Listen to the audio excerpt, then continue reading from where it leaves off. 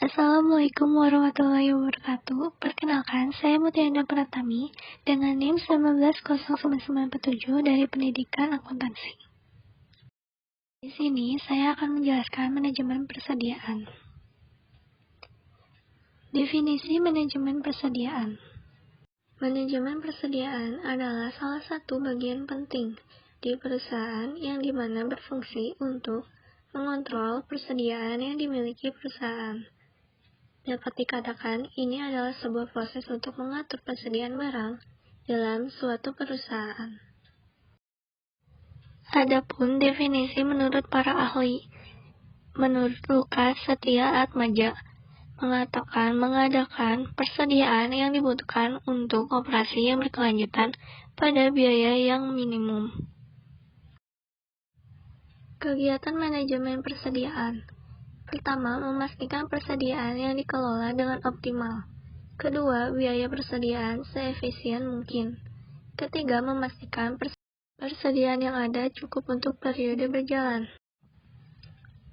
Jenis manajemen persediaan. Yang pertama, ada barang mentah atau bahan baku. Bahan mentah ini adalah sebagai bahan dasar dan bahan yang wajib dipakai. Karena jika tidak ada bahan baku, maka bahan tersebut tidak akan ada. Yang kedua, barang setengah jadi atau barang dalam proses. Barang setengah jadi adalah jenis kedua yang dibutuhkan dalam manajemen persediaan. Yang ketiga, ada barang jadi. Barang jadi termasuk barang dalam proses yang telah selesai di tahap akhir dan siap untuk dijual. Dan barang jadi ini harus dikontrol dalam sebuah manajemen resiko. Lalu yang keempat, barang supply. Seseorang yang melakukan tugas untuk dapat mengontrol persediaan tentunya harus cerdas untuk mengelola semua persediaan yang dibutuhkan untuk produksi apapun yang tidak dibutuhkan untuk produksi. Metode yang digunakan manajemen persediaan. Yang pertama ada peninjauan stok manual. Metode ini menggunakan upaya manual. Meskipun dapat ada peninjauan stok otomatis untuk menentukan tingkat stok minimum yang kemudian memungkinkan inspeksi inventaris reguler dan pemesanan ulang persediaan untuk memenuhi level minimum. Yang kedua, metodologi just in time. Metode ini di mana produk tiba saat mereka dipesan oleh pelanggan dan yang didasarkan pada analisis perilaku oleh pelanggan. Ini berarti perusahaan tidak menyetok atau memiliki persediaan. Yang ketiga, ada metodologi analisis ABC yang mengklasifikasikan persediaan menjadi 3 kategori yang mewakili nilai persediaan dan signifikansi biaya barang. Lalu yang keempat, metodologi economic order quantity. Model ini berusaha untuk memastikan bahwa jumlah persediaan yang tepat. Faktor mempengaruhi investasi dalam persediaan. Di tingkat penjualan, semakin tinggi omset penjualan, maka makin besar investasi persediaannya. Begitu juga sebaliknya, jika omset penjualan rendah, maka persediaan akan sedikit. Lalu ada sifat teknis dan sifat produksi. Produksi pemesanan seperti persediaan beragam dan banyak. Produksi massal seperti persediaan bisa diatur.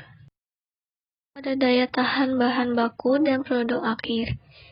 Yang pertama, barang tahan lama, yaitu persediaan relatif tinggi. Barang tahan tidak lama, persediaan relatif rendah. Dan barang musiman, persediaan tinggi pada musimnya.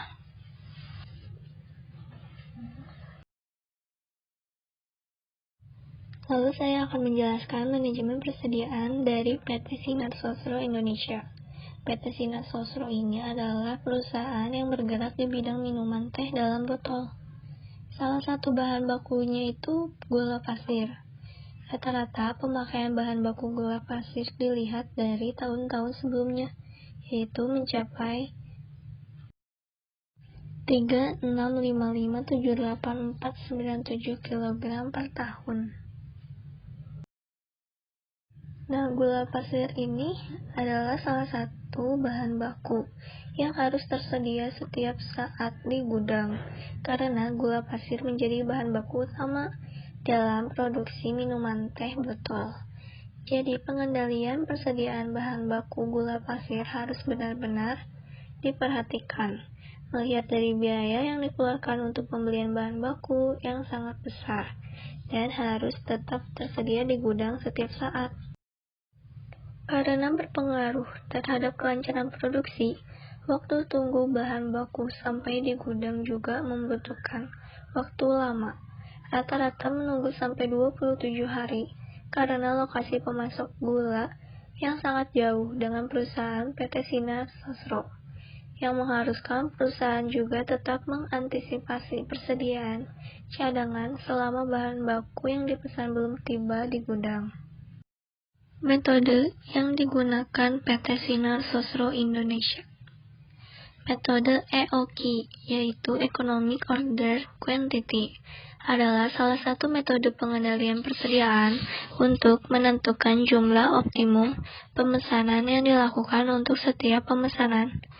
Dengan metode EOQ ini, kita dapat menentukan frekuensi optimal pemesanan yang dilakukan selama 1 tahun, yang dihasilkan dari jumlah kebutuhan selama 1 tahun dibagi dengan jumlah pemesanan optimal untuk setiap pemesanan dengan tujuan meminimumkan biaya persediaan yang dikeluarkan akibat adanya persediaan. Dengan metode EOQ, kita juga dapat menentukan berapa banyak persediaan cadangan yang optimal yang dibutuhkan selama menunggu bahan baku yang dipesan sampai ke gudang.